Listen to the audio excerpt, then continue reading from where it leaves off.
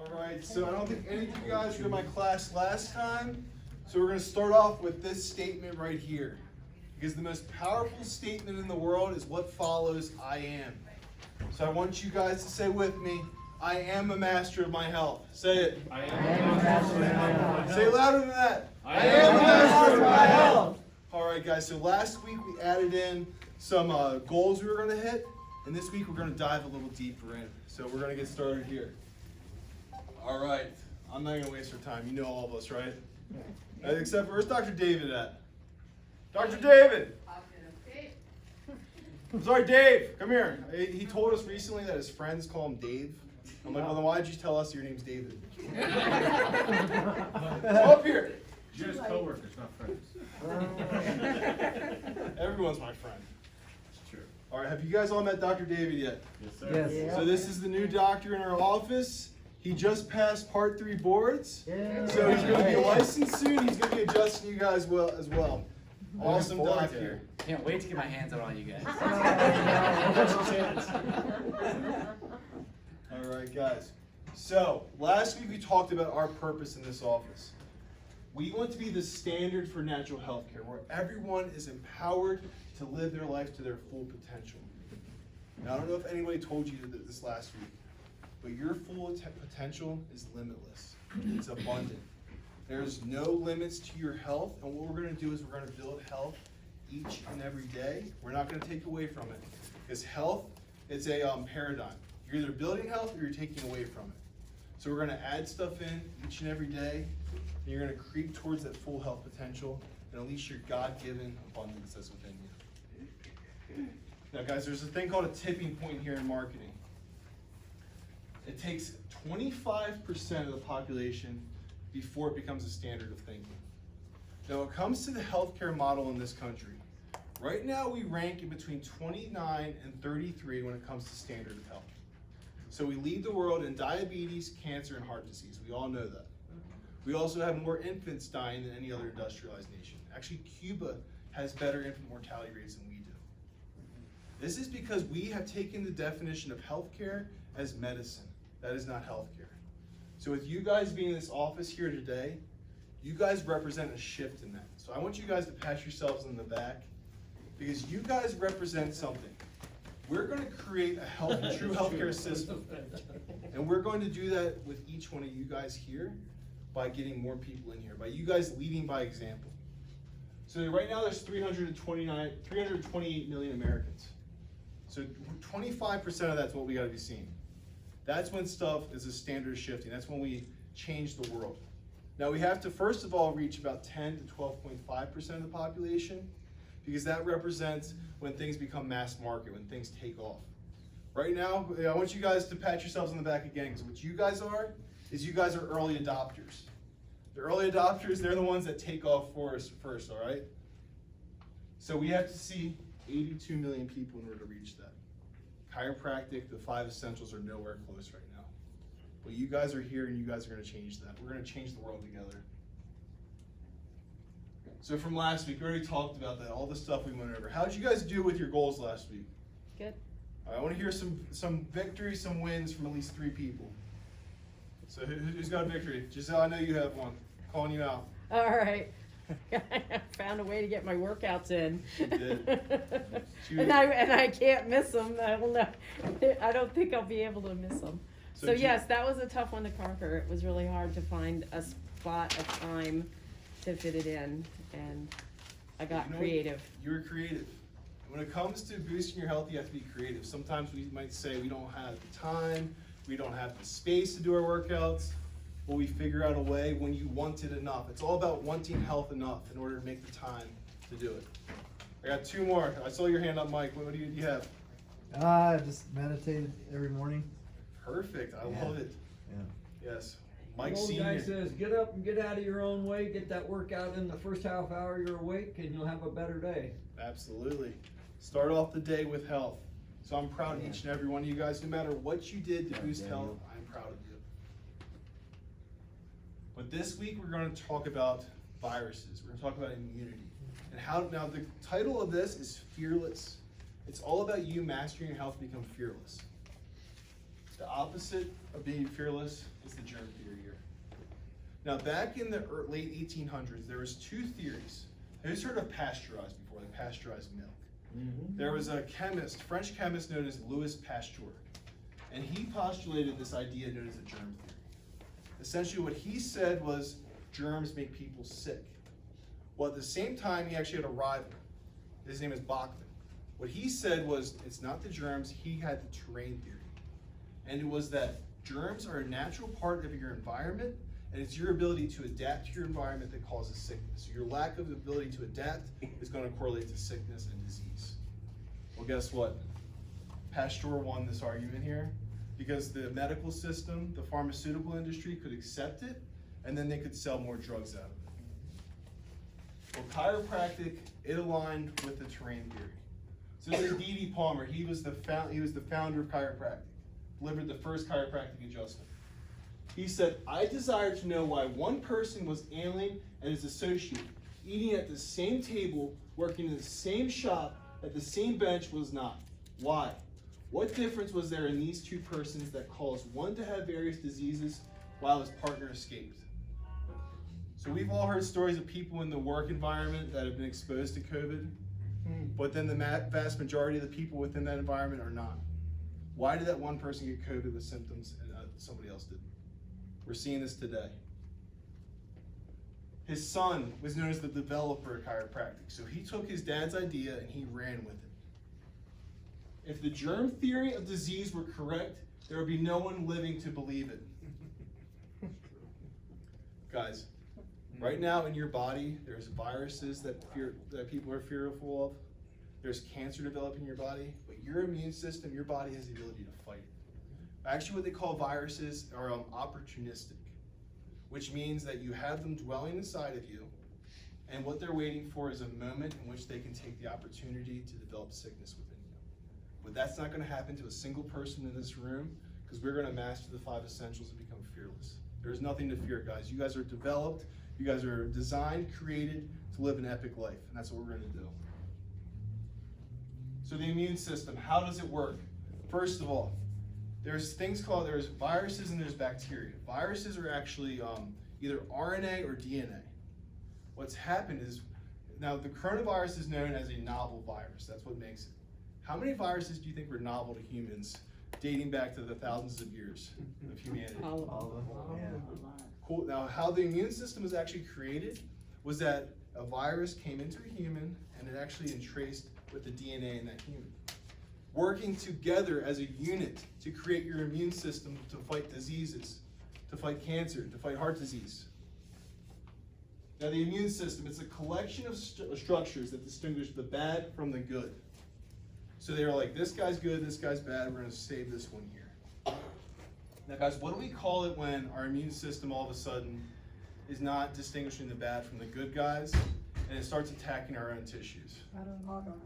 Autoimmunity. So your body starts attacking its own tissues, your immune system is turned on itself because you've neglected your health, and then an atomic bomb almost goes off. It has to destroy everything because everything is a threat now. Now guys, the immune system. 70% of the immune system is housed in the gut. So what happens is that there's good bacteria. What do we call those? Good bacteria. You guys buy the supplements in the office. I know you do. Probiotics. Probiotics, absolutely.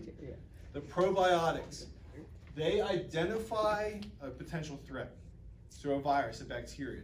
Then they create a signal back to the brain. It's called the gut-brain connection. And all of a sudden your body's prepped for an immune response. So 70% of the immune system lives within the gut here. I want to talk about comorbidities for a second. You guys already read this paper right here, right? So research out of the CDC has shown that 94% of the people that died from coronavirus had a comorbidity.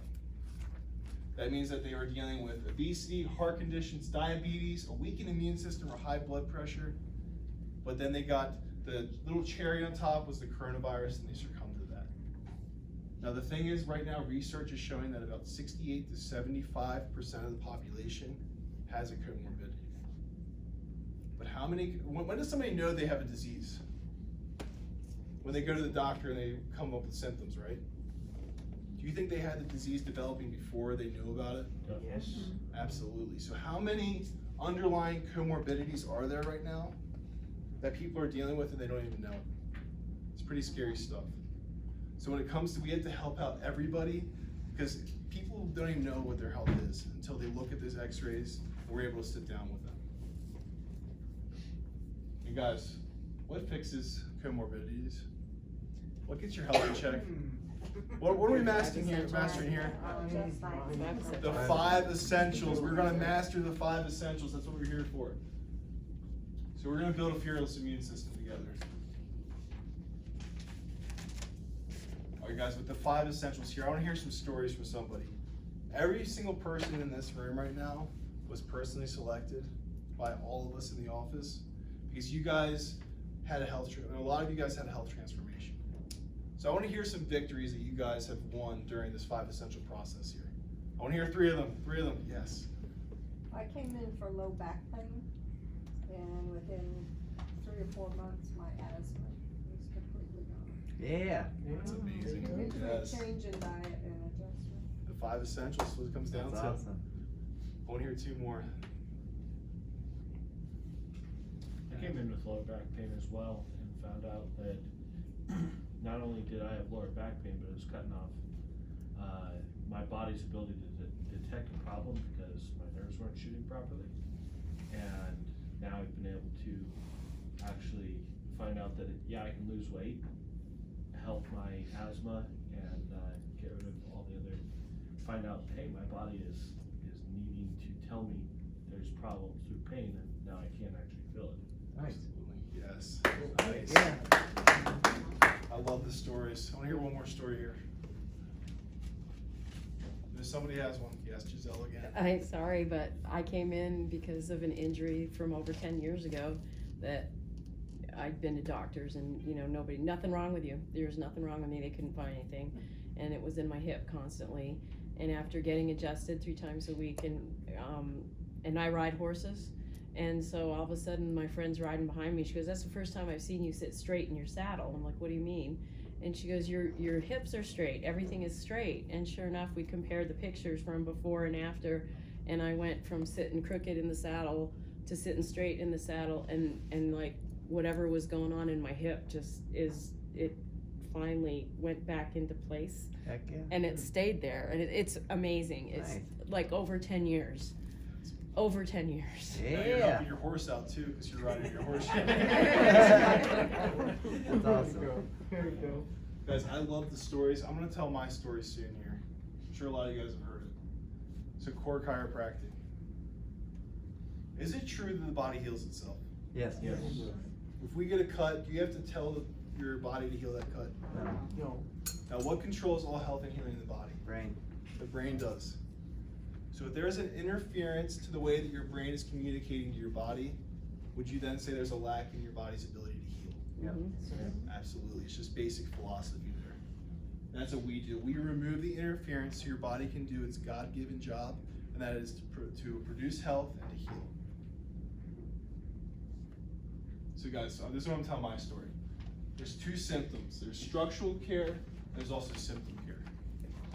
Now, why are you guys in this office and not, I don't like talking down to other chiropractors, but a chiropractor across the street, or a chiropractor down the road? Well, they do something called symptom care. Now, when I was in my late teens, when I was 17 years old, I had mid-back pain. I went to the chiropractor, I think 5 times. He adjusted me, I felt great, I walked out of there, never saw another chiropractor again for 5 years. I was then diagnosed with high blood pressure, I had obesity and fatigue. I was told by the medical doctor that I was going to be placed on prescription medication if I did not fix my health. I'm an exercise sports science major at this point, and I'm doing all the research on health. I've tried every diet, just ask my wife.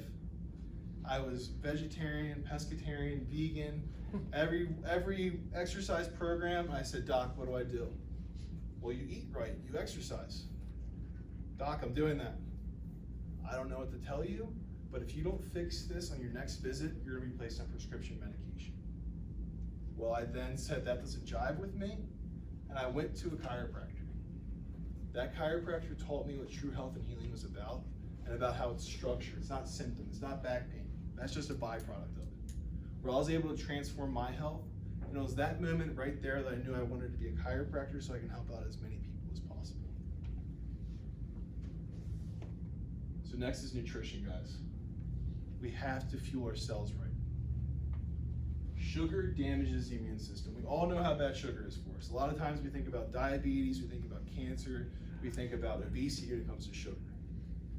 But sugar damages the immune system. And this is because sugar goes into your body and it attaches to proteins.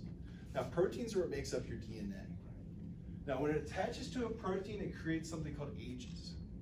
That decreases cellular response and intercellular communication. It increases inflammation, and in the long run, it damages your immune system.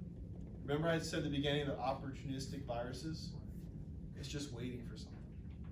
It's just waiting for you to have too much sugar one day. That's why we have, now I'm not saying never eat sugar again in your life. I'd be lying to you if I told you I'd never eat sugar again in my life. But we have to eliminate it as much as possible. So guys, there's some options we have for nutrition here. Who's heard of the core plan eating? Who's on the core plan right now? So the core plan, we choose organic when possible. Now the core plan is you're allowed to eat some whole grains in there. We want to eat as much organic as possible, grass-fed, wild-caught, free range. This also allows some fruits in there, so that's a little more sugar than I like to see. What I do is the advanced plan. Now the advanced plan is going to eliminate most sugars, most grains. It's going to allow your body to do its job. It's going to decrease any interference. Because remember I talked about chiropractic is interference. The chiropractic eliminates the interference. Nutrition can be interference. I don't want it to be interference for you guys. So we're going to eat organic animals, organic vegetables, organic fats. We have another option here, it's keto. So keto, it's gained some steam recently. Everybody seems to be, I'm on the, I've heard some weird things, like, I'm on that ketosis diet and stuff like that. So guys, ketos, 60% of the fat, 60 to 70% is fat, 20 to 30% is protein, 5% is carbs. So you're still allowed to have carbs on a keto diet here. Now, when it comes to the keto diet, your body produces ketones, which are the primary energy source for the brain when you're in a state of ketosis. That's actually the preferred energy source for your brain. Remember I talked about how all health and healing comes down to the brain.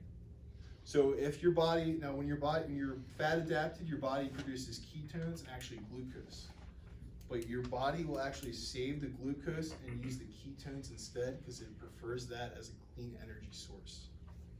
The bad thing is, keto's been done wrong. I call them the keto bros. So it's the people that look good in the gym, they're flexy, and they're like, you know what, I'm doing the keto diet. They say just eat fat. So it's gonna be no concern over organic, no concern over quality. I spelled quality wrong. No concerns over processed foods. So what happens is you eat a lot of dairy, you eat a lot of protein, you eat crappy foods which create inflammation, but you know what, it doesn't matter because you're in ketosis, right? There's a right way to do ketosis. Now guys, I actually am I go in and out of ketosis throughout the year. Right now I'm transitioning to a ketosis period right now, and I'm measuring at 0.5 ketones, which means I've officially entered that state of ketosis now. But the way I do it is I have very little meat in my diet. Sam, where are you? Right here. How much meat do we eat a night? Quarter pound. So I call it condiments. Instead of condiments, condiments. So you have plain food, a little bit of meat there, just a little bit. Organic, it's gotta be grass-fed, free range, or wild caught. Just a little bit of meat. But then it's gonna be, so it's about 25% meat, the other 75% of my plate's gonna be vegetables. So lots of green leafy vegetables. It's gonna be a lot of avocados, olives, eggs. Eggs are obviously not a vegetable, but it's gonna be a lot of healthy fats in there. And guys, we have more information on the keto diet, so please ask us questions afterwards. If you have a question, sorry. No, it's afterwards.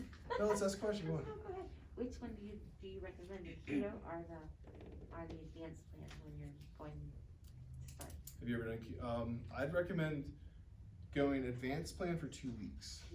On the advanced plan for 2 weeks, your body starts shifting to becoming more fat adapted, whereas it becomes used to burning fat for fuel. And then you can transition more to, once you're able to successfully use fat as an energy source, then you transition to keto. Because there's something called the keto flu, where our body, we store toxins in our fat, and once we start mobilizing that fatty tissue, toxins start circulating. Then you feel like crap. You're like, you know what, I feel like crap, this isn't working, so you quit, right? No crap, it didn't work, you quit. So what happens is you get that keto flu symptom. So if you start off on the advanced plan, you do start using more fat, you become fat adapted, and then you're able to decrease that keto flu symptoms there. And you actually get better results out of the keto too. Can you just stay on the keto then the rest of the I think ketosis is not something you should be on for long term. So I do it for about 2 months, and then I do something called a feast famine cycle, where I'll go through periods of fasting. I'll have feast days where I have higher carbs, so lots of sweet potatoes, winter squash, maybe some fruits, and then I'll go back into a cycle of that. So it's in and out of it.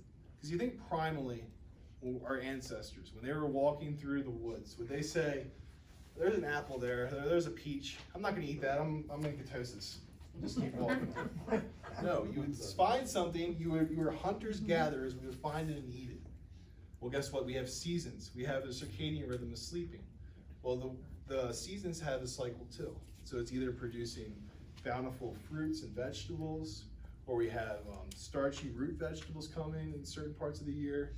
So everything has seasons. So I like to adapt with those seasons there. So it allows you to get congruent with your nature, with your design, by going in and out of ketosis. So I'd recommend probably like 4 to 8 weeks on it, and then going back to advanced plan, and then back to ketosis. So it's an in and out cycle to it. What's the biggest difference between the advanced plan and ketosis? And keto? So advanced plan, you're still gonna have some starches on there, so you are not gonna be a primarily fat burner. Mm-hmm. You're still gonna be running off of healthy starches, but you're not gonna be a fat burner. Okay. But you do become fat adapted. You guys have all sat down and have gone over the shake meals and the food meals, right? So we want to shorten that window of eating to a point where you actually get into a mild state of ketosis because you do intermittent fasting. So that's, you will have some ketones available on an advanced plan for energy, but still your primary source is gonna be glucose. All right, guys, any other questions? All right, save those questions, I love questions. So oxygen and exercise. So we wanna get our exercise in. Who had a goal for exercise this past week on their worksheet last week?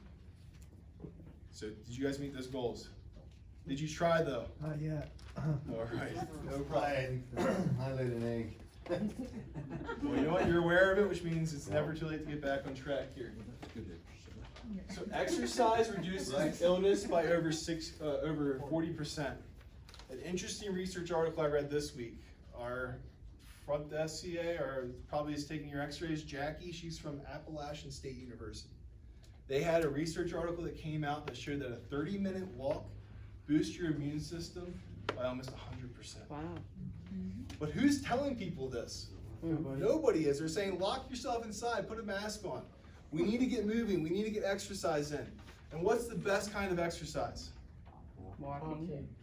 No, it's high intensity interval training. Max T3 is actually your best exercise.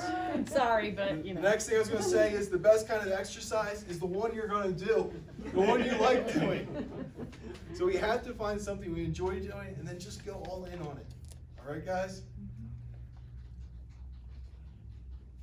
Minimizing toxins. Now we went over that. I love that visual last week of the bucket with you pouring the toxins in as water and then it overfills. We have to minimize toxins. So we have antibacterial soap. A lot of stuff's been coming out. Antibacterial soap, hand sanitizer. Guys, just like your gut, you have good bacteria, you have bad bacteria on your skin. The good bacteria protects your skin here. So what happens if I kill the good guys and the bad guys? The bad guys come back. That's exactly what happens. So then you have more bad guys on your skin, and then you start touching surfaces, and guess what? There's more germs now due to the antibacterial soap than there was prior. So when it comes to soap, just first of all, any soap. You don't have to have antibacterial. My favorite is Dr. Bronner's actually. It's great soap. We use Method too.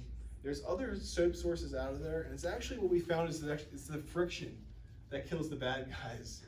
It's not actually the antibacterial stuff. And it actually leaches into your body eventually and starts killing the good bacteria in your gut too. So we want to take out the harsh cleaners in our home. So this could be what we're cleaning out. All-purpose cleaners, our window cleaners, our detergents. We want to take those out of our homes. And just one thing I want to highlight real quick is that vinegar works just as good as any cleaner out there. And if you need that smell source to it, add a lemon essential oil to it, something like that. There's other options out there. Mindset, guys. Mike did some meditation this week, huge for mindset. Now, about 55% of Americans say they undergo stress during the day. The other 45% are just lying. Yeah. 100% of people go through stress. Stress is not an option. When I hear people tell me they're stressed, I'm like, it's not going anywhere. Stress is not going anywhere. It's your ability to adapt to stress. So we have to plan out time of our day for whether it be journaling, whether it be for meditation, exercise, something that reduces stress, prayer, Bible time, whatever it is that boosts health in you, that decreases stress. We have to plan for it. We have to prepare for it. All right, guys, so we have some immune supporting nutrients that are essential. Vitamin D3. So about 42% of the United States population is deficient in vitamin D. It's essential. Vitamin D comes from the sun, it hits our skin, our liver then transforms it into the vitamin D so we can use it. Well, it's utilized for so many processes in the body, but you need it for every immune process. So if you're deficient in it, your immune system is going to be suppressed then.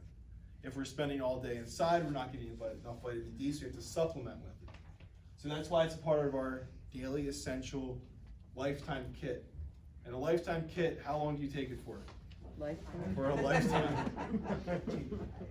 Vitamin C. Vitamin C is so important, and one thing that's really cool, we're the only animal species that can't create its own vitamin C. So we have to get it through our food source.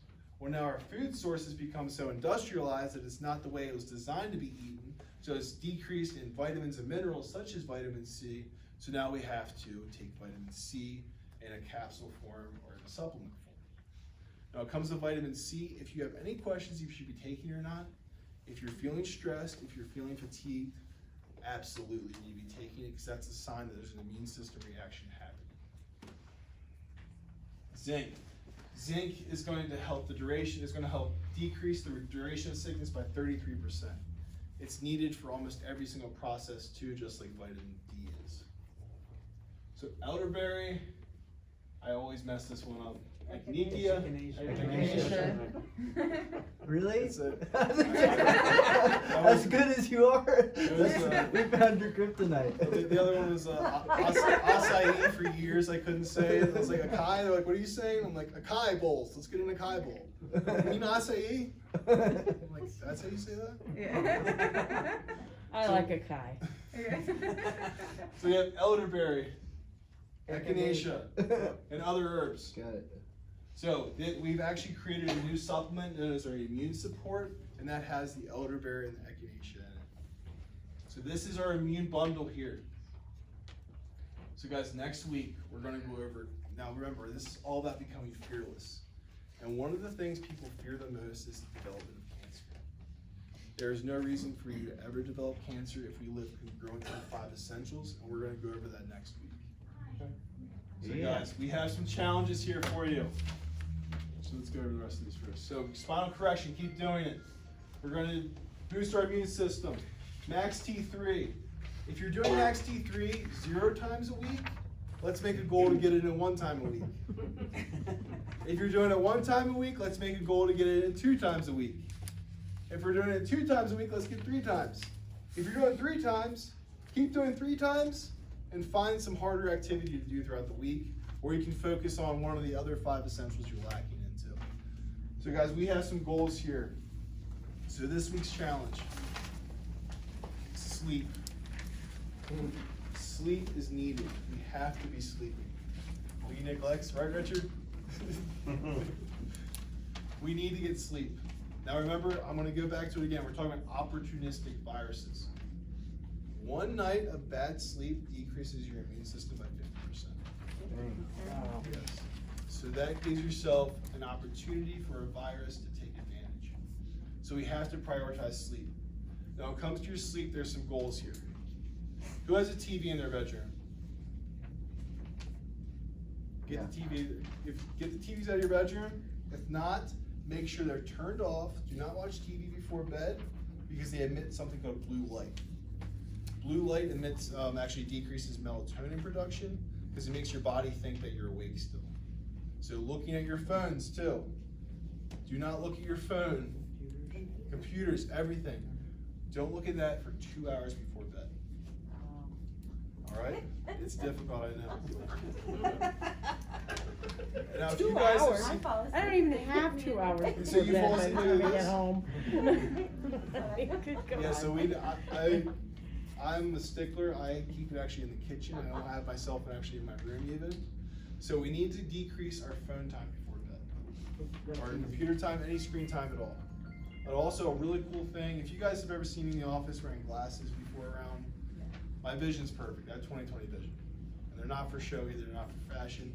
It's actually because I'm doing computer work at that point, and they're actually orange tinted and they block blue light. So definitely get the blue light blockers, wear those 2 hours before bed, because you're gonna have street lights shining in, that decreases melatonin production.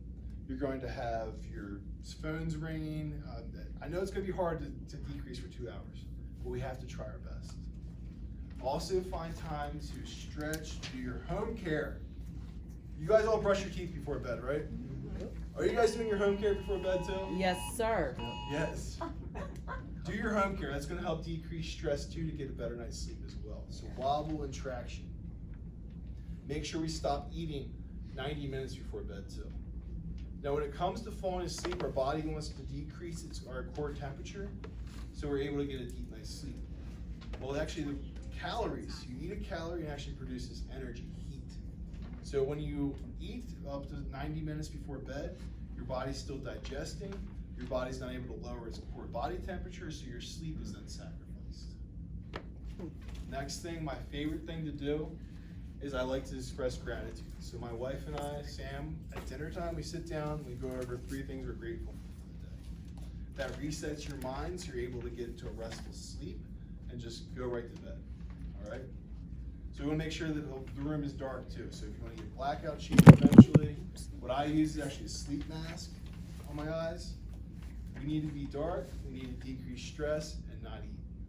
So however it is going to be that you're going to prioritize sleep, I know we all have hectic schedules here, but we want to be trying to get to bed at the same time every night. We want to try to wake up at the same time every morning. Sound good, guys?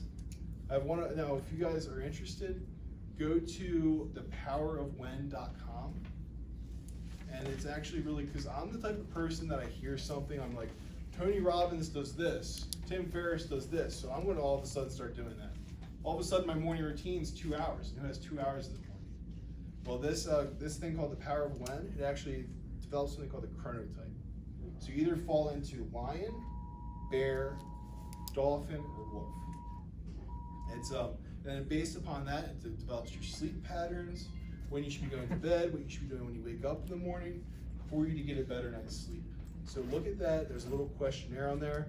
It'll tell you which one of the chronotypes you are, and then you can base your sleep routines, your wake routines, based upon that, all right? Which one are you? I'm a bear lion hybrid, so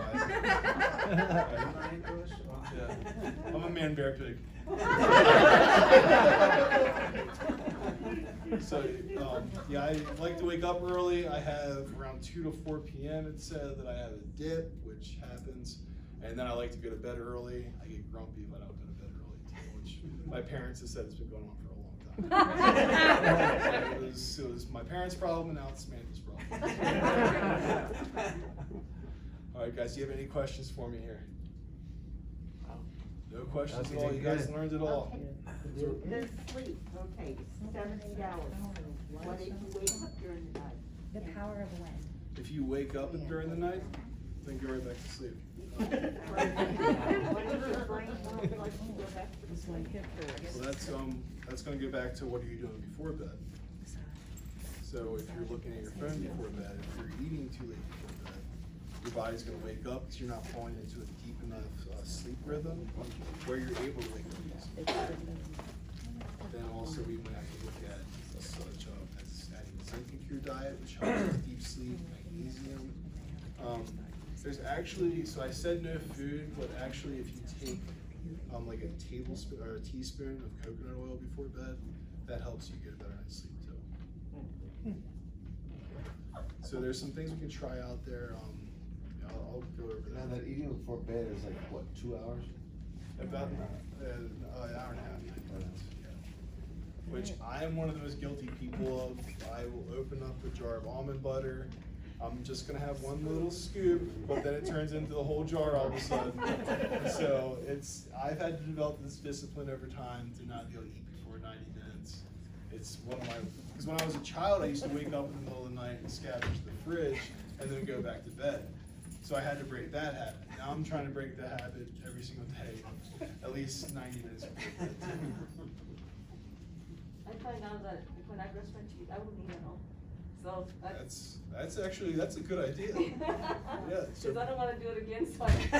And your food tastes like crap if you brush your teeth. Yeah. Yeah. One good thing to think of, a lot of times if you wake up and think you're hungry, you're just really thirsty, so slam a glass of water. Absolutely. And it's a automatic good way to make things. And that's true with just throughout the day too. You should be eating until you're about 75% full, and then stop eating. Now, if you find yourself that you're eating all the time, one of the things I ask myself is my hunger due to nourishment? Do I need nourishment? Is it boredom, or is it entertainment? So which one of those three options does your food fall into? You could even throw stress in on that one Stress, too. yeah. Yes. Some people eat with it. Well, that's gonna fall into So, yeah, water, we chronically dehydrated, that also lowers the immune system too, so make sure we're getting enough water in there as well. That's right. If you are having a sickness, we need to hypertake vitamin C, so it's gonna be like 8,000 milligrams of it. It's been shown that even up to 30,000 is safe. I'm glad you're able to. There's actually no toxic limits We'll on knock this out. vitamin C. It's just that the animals that, make the Glad I vitamin didn't. C. No, usually no, survive no. He doesn't talk very much at all. So it's, Oh, yeah. so if you, especially if you have fatigue, if you're having trouble sleeping throughout the day, moodiness, that's a sign of an immune system reaction, so we want to take more vitamin C. So But I like to take my vitamin B and my C first thing in the morning on an empty stomach because it increases the I double vitamin. checked it, I mean, So as big as they are on vitamin Facebook. B first thing in the morning? Vitamin B and C first thing in the morning.